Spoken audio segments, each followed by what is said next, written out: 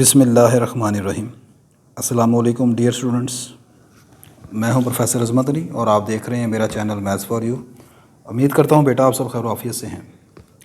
आज हम प्रॉपरली आपकी मैथमेटिकल मेथड की जो बुक है written by S M Yusuf, इसमें एक्सरसाइज 1.1 स्टार्ट करने जा रहे हैं। लेकिन एक्सरसाइज को स्टार्ट करने से पहले जैसे कि इस क्वेश्चन की स्टेटमेंट ये है कि आपको express each of the following complex number in the polar form. पहले 6 क्वेश्चन आज इंशाल्लाह हम करेंगे। आपको कॉम्प्लेक्स नंबर दिए हुए हैं और आपने इनकी पोलर फॉर्म मालूम करनी है। तो क्वेश्चन शुरू करने से पहले थोड़ा सा मैं आपको पुरानी चीज़ें जो हैं मैं रिवाइज़ करवा देता हूँ, जिसमें सबसे इम्पोर्टेंट चीज़ होगी आपकी ये आप किस तरह मालूम करते हैं पोलर फॉर्म। तो इसमें यहाँ पर मैंने जैसे कि लास्ट लेक्चर्स में आपको बताया कि पोलर फॉर्म किसी भी कॉम्प्लेक्स नंबर की जो है उसका अगर जो फार्मूला है हमारे पास, अगर मिसाल के तौर पर कॉम्प्लेक्स नंबर है z = x + आयोटा y, तो इस कॉम्प्लेक्स नंबर की पोलर फॉर्म का फार्मूला होता है r × cos theta + iota sin theta. अब थीटा यहाँ पर आर्गूमेंट कहलाता है और r जो है वो आपके पास होता है z कॉम्प्लेक्स नंबर की मैग्नीट्यूड, ये जो मॉडुलस है उसके बराबर। तो r तो इजीली कैलकुलेट कर लेते हैं हम, लेकिन थीटा में थोड़ी सी स्टूडेंट्स को प्रॉब्लम होती है। थीटा कहते हैं आप आर्गूमेंट को। अब आर्गूमेंट यहाँ पर बेटा 2 किस्म के होते हैं। एक होता है प्रिंसिपल आर्गूमेंट, उसको हम कैपिटल ARG से डिनोट करेंगे, और एक होता है स्टैंडर्ड या उसका दूसरा नाम जर्नल आर्गूमेंट होता है, उसको हम स्मॉल ARGZ से डिनोट करेंगे। अब इन दोनों के जो फार्मूलाज हैं वो डिपेंड करता है कि आपका कॉम्प्लेक्स नंबर किस क्वाड्रेंट में आ रहा है। मिसाल के तौर पर अगर हमारा कॉम्प्लेक्स नंबर पहले क्वाड्रेंट में है तो उस सूरत में आपका प्रिंसिपल आर्गूमेंट का और स्टैंडर्ड आर्गूमेंट का फार्मूला सेम है और वो सिंपल है tan इनवर्स y/x के बराबर। y आप जानते हैं कॉम्प्लेक्स नंबर का इमेजिनरी पार्ट है और x यहाँ पर रियल पार्ट है। अगर आपका कॉम्प्लेक्स नंबर सेकंड क्वाड्रेंट में है तो तब भी प्रिंसिपल आर्गूमेंट का और स्टैंडर्ड आर्गूमेंट का फार्मूला सेम है और उसको होगा पाई माइनस tan इनवर्स y/x का एब्सोल्यूट। x के ऊपर एब्सोल्यूट इसलिए लगाया है क्योंकि सेकंड क्वाड्रेंट में x नेगेटिव होता है। अगर आपका कॉम्प्लेक्स नंबर चले जाए थर्ड क्वाड्रेंट में, तो थर्ड क्वाड्रेंट में अब दोनों फार्मूला चेंज होंगे। प्रिंसिपल आर्गूमेंट का फार्मूला बनेगा tan inverse y/x whole absolute minus pi, जबकि आपके पास जो स्टैंडर्ड आर्गूमेंट है उसका फार्मूला था pi plus tan inverse y/x का होल एब्सोल्यूट। दोनों के ऊपर होल एब्सोल्यूट इसलिए आया है कि तीसरे क्वाड्रेंट में आप जानते हैं x और y दोनों नेगेटिव होते हैं, तो लिहाजा उनको पॉजिटिव बनाने के लिए एब्सोल्यूट लगा दिया। चौथे क्वाड्रेंट में प्रिंसिपल आर्गूमेंट का फार्मूला है माइनस tan इनवर्स y/x, जबकि चौथे क्वाड्रेंट में स्टैंडर्ड आर्गूमेंट का फार्मूला है 2 पाई माइनस tan इनवर्स y/x। आप गौर करें कि स्टैंडर्ड आर्गूमेंट का फार्मूला याद करना कोई मुश्किल चीज़ नहीं है। वो आप जानते हैं कि अगर आपने चैप्टर नंबर 14 फर्स्ट ईयर में पढ़ा था ट्रिग्नोमेट्रिक आइडेंटिटीज, अगर आपका एक रेफरेंस एंगल थीटा पहले क्वाड्रेंट में है तो सेकंड क्वाड्रेंट में होता है पाई माइनस थीटा, थर्ड में होता है पाई प्लस थीटा, चौथे में होता है 2 पाई माइनस थीटा। तो इन द सेम वे आप उसी पैटर्न को याद रखते हुए ये प्रिंसिपल जो स्टैंडर्ड आर्गूमेंट है उसके फार्मूले को याद रख सकते हैं। बाकी बहुत ज़्यादा डिटेल जो है वो मेरे लेक्चर नंबर 2 में मौजूद है, ठीक है, आप उसमें जाकर इनको देख सकते हैं। तो बस ये 4 फार्मूलाज आपने चारों क्वाड्रेंट के वाले से याद रखने हैं, तो इंशाल्लाह ये 6 क्वेश्चन आपके इंशाल्लाह आज ख़त्म हो जाएंगे। तो आपका पहला क्वेश्चन नंबर 1, इसमें आपका कॉम्प्लेक्स नंबर है -√3 + आयोटा। आप इस कॉम्प्लेक्स नंबर को ऑर्डर पेयर की फॉर्म में लिख सकते हैं। -√3 और आयोटा के साथ कोई नंबर नहीं है तो आप जानते हैं 1 है, तो ये -√3, 1 आ गया। आगे मैंने लिखा कि as we know that polar form of a complex number is z = r cos theta + iota sin theta. हम जानते हैं कि किसी कॉम्प्लेक्स नंबर की जो पोलर फॉर्म है वो ये होती है, वेयर r जो है वो z मॉडुलस के बराबर है और z मॉडुलस का फार्मूला आप जानते हैं √x² + y², यानी रियल पार्ट का स्क्वायर प्लस इमेजिनरी पार्ट का स्क्वायर। और थीटा किसे कहते हैं? Theta is called argument of z। अब इस पोलर फॉर्म के मुताबिक मुझे सबसे पहले r की वैल्यू चाहिए और r है z का मॉडुलस। ये मेरे पास z है, इसमें रियल पार्ट है -√3 और इमेजिनरी पार्ट है 1, तो मॉडुलस का मुताबिक ये आ जाएगा रियल पार्ट यानी -√3 का स्क्वायर और इमेजिनरी पार्ट 1 का स्क्वायर आ जाएगा। ये इसका स्केयर ओपन करेंगे, ये 3 बन जाएगा, ये आ जाएगा 1, 3 + 1 4 हो गया, 4 का अंडर रूट 2 आ गया, तो आर की वैल्यू 2 आ गई हमारे पास। आगे मैंने लिखा सिंस आवर कम्प्लेक्स नंबर, ये जो है लाइज इन सेकंड क्वाड्रेंट। आप देखें यहाँ पर एक्स नेगेटिव है और वाई पॉजिटिव है। अब चूंकि ये आपका कम्प्लेक्स नंबर सेकंड क्वाड्रेंट में है, और सेकंड क्वाड्रेंट में मैंने अभी आपको जैसे बताया कि प्रिंसिपल आर्गूमेंट का या स्टैंडर्ड आर्गूमेंट का फार्मूला सेम है, ठीक है। तो ये आ गया pi minus tan inverse Y over X का एब्सोल्यूट। अब यहाँ पर आपने फार्मूला लगाया pi minus tan inverse Y, Y मतलब इसका रियल इमेजिनरी पार्ट यहाँ पर 1 है तो 1 आ गया, ओवर एक्स, एक्स कितना है -√3 है, तो ये आ गया -√3 का एब्सोल्यूट। ये आ गया 1 ओवर, अब ये एब्सोल्यूट आप जानते हैं नेगेटिव नंबर को पॉजिटिव कर देता है, तो ये माइनस खत्म हो जाएगा, ये आ जाएगा √3। अब tan इनवर्स 1/√3, tan किस एंगल पर 1/√3 होता है आप जानते हैं, ये 30 डिग्री पर यानी π/6 के ऊपर होता है, तो ये बन गया पाई माइनस π/6, ये आप माइनस कर लेंगे, ये 5π/6 रह जाएगा। Hence the polar form of the complex number is, तो आर की वैल्यू 2 थी, ये अब इसमें यहाँ पर बस आप पुट कर देंगे, आर की कीमत 2 आ गई, थीटा की कीमत यहाँ पर, थीटा मतलब आर्गूमेंट ऑफ जेड, वो 5π/6 निकल आया, तो यहाँ पर थीटा की जगह 5π/6 पुट कर दें और आर की जगह 2 पुट कर दें, तो आपके पास ये जेड की पोलर फॉर्म ये आ जाएगी 2 cos 5π/6 प्लस जोटा साइन 5π/6, जिसको आप ऐसे भी लिख लेते हैं 2 सिज, सी का मतलब कॉज, आई का मतलब योटा और एस का मतलब साइन, तो इसको शॉर्टकट ऐसे भी लिख सकते हैं 2 सिज 5π/6, ठीक है। तो ये आपका क्वेश्चन नंबर 1 था। नेक्स्ट क्वेश्चन नंबर 2 की तरफ मूव करते हैं। नेक्स्ट देखें, नेक्स्ट आपका कॉम्प्लेक्स नंबर है माइनस योटा। सबसे पहले हम इसको लिख सकते हैं माइनस योटा को इस तरह, 0 माइनस योटा, मतलब इसमें रियल पार्ट नहीं है तो इसको मैंने लिख लिया 0 माइनस योटा। अब इसको ऑर्डर पेयर की फॉर्म में लिखा तो ये आ गया 0, -1, योटा के साथ जो कोएफिशिएंट है वो -1 है, ठीक है। अब सबसे पहले मुझे चाहिए z का मॉडुलस। z का मॉडुलस किसको शो करता है, r को, तो ये बनेगा रियल पार्ट का स्केयर प्लस इमेजिनरी पार्ट का स्केयर। 0 का स्केयर 0 होगा, -1 का स्केयर 1 आ गया, 1 का अंडर रूट 1 हो गया, तो r की कीमत तो 1 आ गई हमारे पास। आगे मैंने लिखा है since given complex number lies on the negative Y axis. अब आप देखिए ना, ये वाला नंबर 0 -1, मैं आपसे पूछता हूँ 0 -1 कहाँ पर आएगा, तो आप जाहिर सी बात है देखेंगे तो ये 0 -1 आपका नेगेटिव वाई के ऊपर है, ठीक है। अब नेगेटिव वाई के ऊपर है तो अब आप ज़रा गौर से देखिएगा, यहाँ पर आप हमारे पास 2 तरह के आर्गूमेंट हैं, प्रिंसिपल आर्गूमेंट और स्टैंडर्ड आर्गूमेंट। आप दोनों तरह के आर्गूमेंट इसमें से आपकी मर्ज़ी है, जो सा मर्ज़ी मालूम कर लें, ठीक है, गलत नहीं होगा। पहले 2 क्वाड्रेंट के लिए जैसे मैं आपको बता चुका हूँ, जैसे कि मैंने आपको बताया कि पहले 2 क्वाड्रेंट के लिए तो प्रिंसिपल और स्टैंडर्ड आर्गूमेंट का फार्मूला सेम है, जबकि आखिरी 2 के लिए मुख्तलिफ हैं। जब आपका कॉम्प्लेक्स नंबर आखिरी 2 में आ जाए या ये नेगेटिव वाई के ऊपर आ जाए, ठीक है, तो फिर उस सूरत में आपकी मर्ज़ी है, आप जो सा मर्ज़ी आर्गूमेंट निकाल लें, प्रिंसिपल निकाल लें या स्टैंडर्ड निकाल लें, दोनों सूरतों में आंसर ठीक माना जाएगा, ठीक है। तो मैं भी आपको चेक भी करवाता हूँ, मैंने दोनों तरीके से इसको निकाला हुआ है।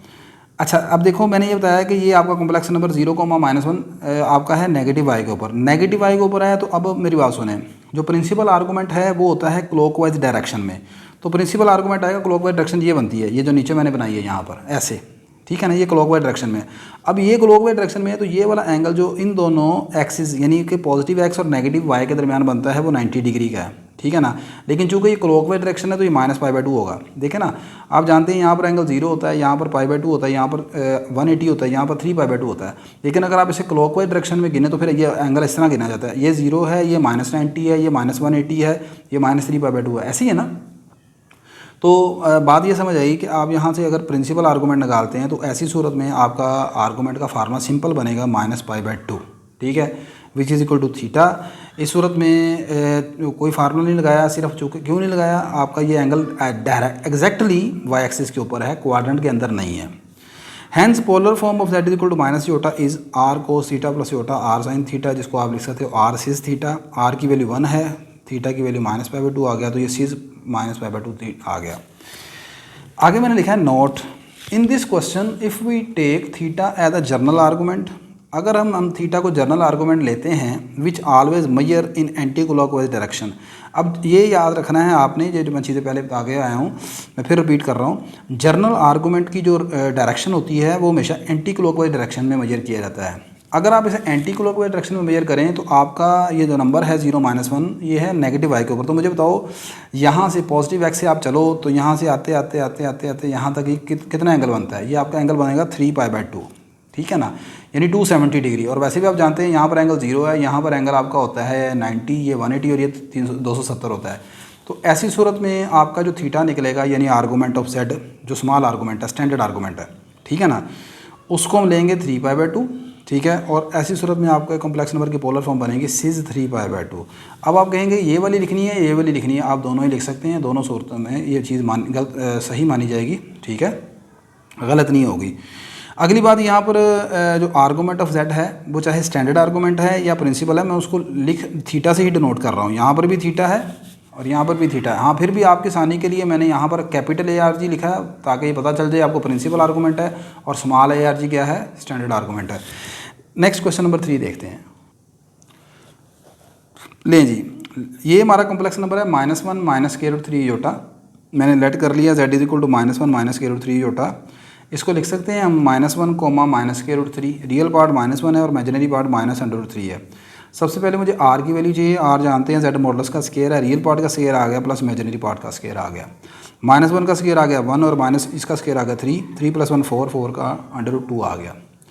अब आपने ये देखना है कि ये कम्प्लेक्स नंबर आपको कहाँ पर लाई करता है। तो आपको नज़र आ रहा है ये कम्प्लेक्स नंबर हमारा तीसरे क्वाड्रेंट में है। तीसरे क्वाड्रेंट में अगर आप यहाँ पर मैंने लिया है अभी इसका प्रिंसिपल आर्गूमेंट, तो प्रिंसिपल आर्गूमेंट निकाल रहा हूँ। वैसे आपके बुक में जो आर्गूमेंट उसने निकाले हैं वो प्रिंसिपल आर्गूमेंट के हवाले से निकाले हुए हैं, ठीक है। अब तीसरे क्वाड्रेंट में निकालना है तो तीसरे क्वाड्रेंट में दोनों फार्मूला चेंज है। अगर आप प्रिंसिपल आर्गूमेंट निकालोगे तो उसका फार्मूला ये बनेगा tan इनवर्स y/x मॉडुलस -π, और अगर आप स्टैंडर्ड आर्गूमेंट निकालोगे तो बनेगा π + tan इनवर्स y/x x का एब्सोल्यूट। मैंने बताया कि आपकी मर्ज़ी है, आप दोनों तरह से आर्गूमेंट निकाल सकते हो। ये वाला फार्मूला भी लगा सकते हो, प्रिंसिपल वाला भी और ये स्टैंडर्ड वाला भी, कोई गलत नहीं होगा। मैं फिल वक्त अभी इसका प्रिंसिपल आर्गूमेंट से निकाल रहा हूँ। तो मैंने लिखा since given complex number lies in third quadrant so argument of z is given bye, इसका फार्मूला बनेगा tan इनवर्स y/x का एब्सोल्यूट -π। तो अब यहाँ पर y की कीमत क्या है, y आपका इमेजिनरी पार्ट होता है -√3 और x क्या है, रियल पार्ट -1। तो इस फार्मूले में y की कीमत -√3 पुट कर दी और x की कीमत -1 और ये पाई आ गया। माइनस माइनस से कैंसिल हो गया, ये रह गया √3। tan इनवर्स √3 -π आ गया। अब आपको कैलकुलेटर की मदद है या वैसे आपको ज़बानी याद होगा tan किस एंगल पर √3 होता है, आप जानते हैं π/3 पर होता है। तो इसकी जगह लिख दिया π/3 -π, माइनस कर लिया -2π/3 आ गया। थीटा की वैल्यू निकल आई। Hence the polar form of this number is r cos theta plus iota sine theta = 2 cos -2π/3 plus iota sine 2π/3, जिसको आप फाइनली इस तरह भी लिख सकते हो 2 सिज -2π/3, ठीक है ना। नेक्स्ट बेटा क्वेश्चन नंबर 4 आपका है -1 प्लस योटा। तो लेट कर लेते हैं z ये है -1 प्लस योटा, इसको मैं लिख सकता हूँ ऑर्डर पेयर फॉर्म में -1, 1। r की कीमत आ जाएगी, r जो है z मॉडल्स के बराबर होता है, तो इसका मॉडल्स ले लिया -1 का स्केयर प्लस 1 का स्केयर = 2 आ गया। अब आप ये चेक करो कि ये आपका कॉम्प्लेक्स नंबर कहाँ पर लाई करता है। ये आपका कॉम्प्लेक्स नंबर -1, 1 होता है सेकंड क्वाड्रेंट में। सेकंड क्वाड्रेंट में आपको मैंने बताया है कि आपका प्रिंसिपल आर्गूमेंट का और जनरल आर्गूमेंट दोनों फार्मूले एक जैसे हैं, दोनों का एक ही फार्मूला होता है। तो बस यही फार्मूला सिंपल लगेगा। तो since given complex number lies in second quadrant so argument of z is given by the formula π - tan inverse y/x का एब्सोल्यूट। π - tan इनवर्स y कितना है यहाँ पर, y यानी मतलब इमेजिनरी पार्ट 1 है, रियल पार्ट -1 है, तो -1 का एब्सोल्यूट आ गया x का। ये आ गया 1/1। एब्सोल्यूट का मतलब है नेगेटिव वैल्यू को पॉजिटिव कर देगा, तो ये 1/1 हो जाएगा। tan इनवर्स 1 रह गया। tan इनवर्स 1 किस एंगल पर होता है, tan 1 होता है π/4 पर, ये आ गया π/4, π/4 यानी 45 डिग्री। तो π - π/4 कितना होगा, 3π/4। Hence the polar form of the complex number is r = this, r की जगह ये आ गया और थीटा की जगह 3π/4 आ गया, जिसको फाइनली आपने इस तरह लिख लिया। Next and question number 5 interesting question है। इसमें आपको कॉम्प्लेक्स नंबर दिया हुआ है, 2 कॉम्प्लेक्स नंबर दिए हैं, वो मल्टीप्लाई हो रहे हैं। तो इसको मैं यहाँ पर 2 मेथड से करवा रहा हूँ आपको, ठीक है। दोनों मेथड आप इस्तेमाल कर सकते हो। मेथड नंबर 1 ये है कि मैंने सिंपल इनको पहले मल्टीप्लाई करवा दिया, -2 प्लस योटा 1 - योटा। इसको मल्टीप्लाई करवाया, -2 को 1 से मल्टीप्लाई किया, -2 आ गया। -2 को योटा से मल्टीप्लाई किया, +2 योटा आ गया। 2 योटा को 1 से मल्टीप्लाई किया, 2 योटा आ गया और ±-2 योटा का स्केयर आ गया। 2 योटा और 2 योटा 4 योटा हो गए। योटा का स्केयर यहाँ पर -1 हो गया, वो माइनस और ये माइनस, +2 हो गया। अब ये प्लस का 2 और ये माइनस का 2 आपस में कैंसिल आउट हो जाएंगे, 4 योटा रह जाएगा। 4 योटा जैसे कि ऊपर अभी क्वेश्चन गुजरा था माइनस योटा वाला, 4 योटा को आप लिख सकते हो 0 + 4 योटा, क्योंकि इसमें रियल पार्ट नहीं है। अब 0 + 4 योटा को लिख लेंगे 0,4। अब 0,4 एग्जैक्टली कहाँ पर आएगा, ये किसी क्वाड्रेंट में नहीं आएगा, ये आएगा पॉजिटिव y के ऊपर। x 0 है, y 4 है। So given complex number lies on a positive y axis अब चूँकि कॉम्प्लेक्स नंबर आपका वाई एक्सिस के ऊपर है और वाई एक्सिस पर एग्जैक्टली एंगल बनता है π/2 का, तो आर्गुमेंट ऑफ दैट आपके पास आ जाएगा π/2, ठीक है। तो ये सिंपल आपके पास आएगा जी यहाँ पर r इक्वल टू स्क्वायर, मतलब r तो 4 है, तो z is equal to 4 iota की पोलर फॉर्म बनेगी r सिस थीटा, और थीटा हमारे पास यहाँ पर आ गया π/2। अच्छा, यहाँ पर एक छोटी सी जो करेक्शन करनी है वो हमने ये है कि ये चूँकि आपका कॉम्प्लेक्स नंबर है वाई एक्सिस के ऊपर लाई करता, तो अब यहाँ पर एक और करना है आपने। मैं यहाँ पर इसको ड्रा कर लेता हूँ।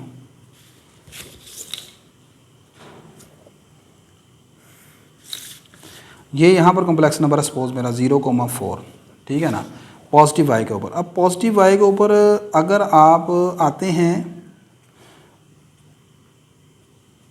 स्टैंडर्ड आर्गूमेंट का एंगल बनाते हुए, तो वो एंगल बनेगा ये वाला, और ये एंगल आप जानते हैं एंटी क्लॉकवाइज डायरेक्शन में थीटा इक्वल टू π/2 बनता है। अब ये है आपका जो π/2 का एंगल बना है, ये जर्नल एंगल बना है एंटी क्लॉकवाइज डायरेक्शन में।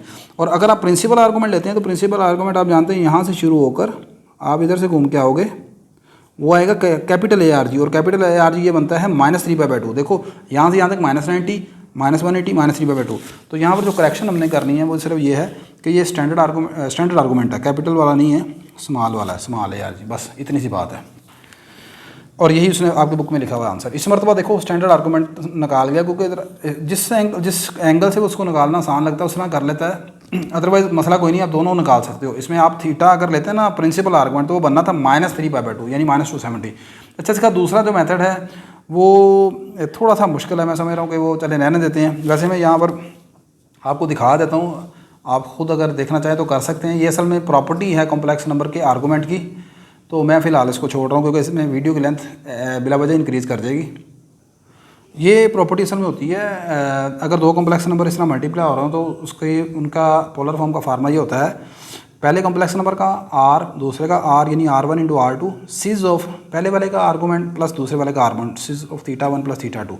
तो ये एक लंबा चौड़ा काम है, मैं इसे चले आपको दिखा दिया है, लेकिन आई सजेस्ट डैट कि आप मेथड नंबर 1 से कर लीजिएगा उसे। Question number 6 and the last question, -34 iota और 5 -3 योटा रैशनल फॉर्म दी हुई है। सबसे पहले आप जानते हैं कि रैशनल फॉर्म है, तो मैं इसे रैशनलाइजिंग से करूँगा।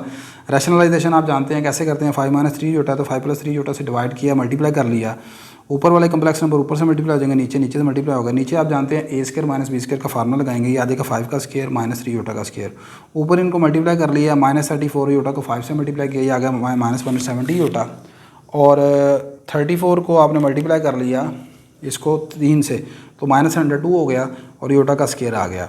अच्छा, ये आ गया योटा का स्क्वायर हो गया -1 + 1 हो जाएगा, -170 योटा प्लस 102, ये आ जाएगा 25 × 9।